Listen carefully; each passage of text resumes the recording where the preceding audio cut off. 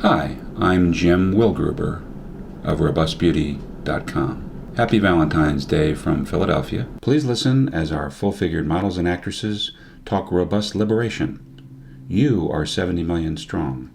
You can change American beauty this year. I was a dancer for a very long time, and they were always telling you to become incredibly thin, whatever you were, and I was never going to be like that. I was always going to be curvy. And everyone in ballet who was perfect for ballet, who was perfectly thin, always said to me, "No, I want to be like you because you're so much curvier and so much prettier." And all I kept thinking was, but I want to be you.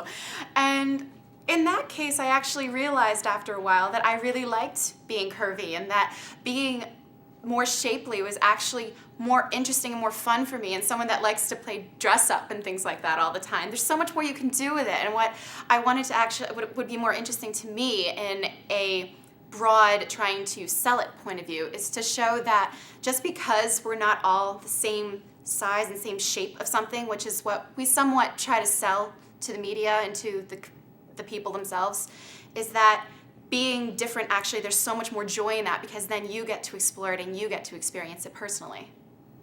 It's very important that it is noted in terms of fitness that plus size women, full figured women can also be fit. The average woman is plus size, so most women fall into that category, and we go to the gym and we eat well and we take care of ourselves, and we just happen to be full figured. And I think that that's one of those stereotypes that definitely needs to be addressed. There's a lack of reality in some of the photo shoots that you see in magazines, and it becomes a negative thing for young women, for older women, for women in general, that they're taking in, and they're not seeing images of themselves. They're not seeing women that look like them. They're not seeing, you know what I mean? And then so it kind of creates this negative thing where women who really look like women, are not healthy, and they're not represented, in that medium. There's definitely a void there that can be represented. I've always been a plus size girl, and I've always thought of myself as being pretty, as being able to be glamorous or whatever. But you can get into a bad cycle of being torn down by the images that are out there, because you again don't see yourself there. I was the first Rocawear model they actually showed the whole face, because for a lot of catalog and print models, they'll show for the nose down. And I was the first face of the Rocawear.com plus size models to have the whole face shown.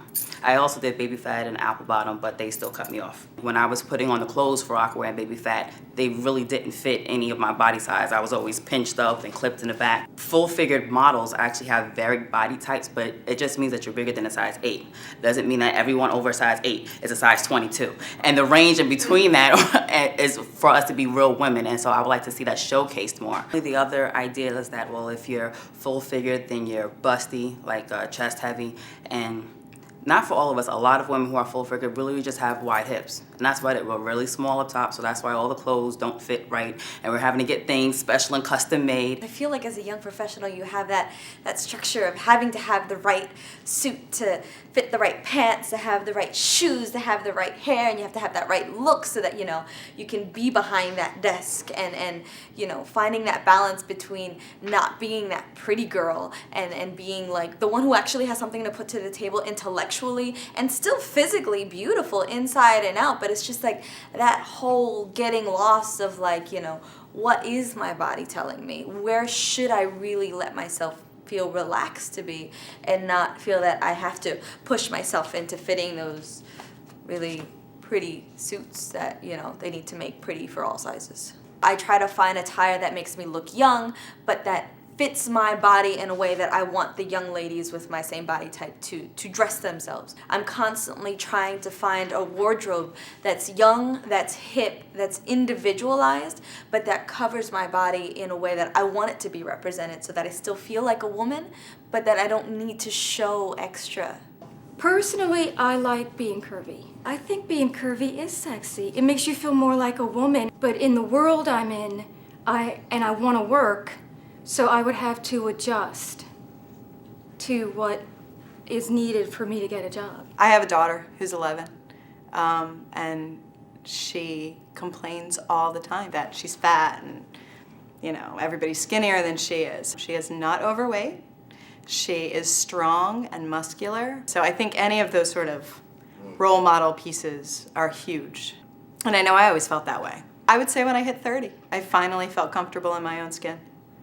Being immature has made me realize that, this is my body. This is what I am. And I like it.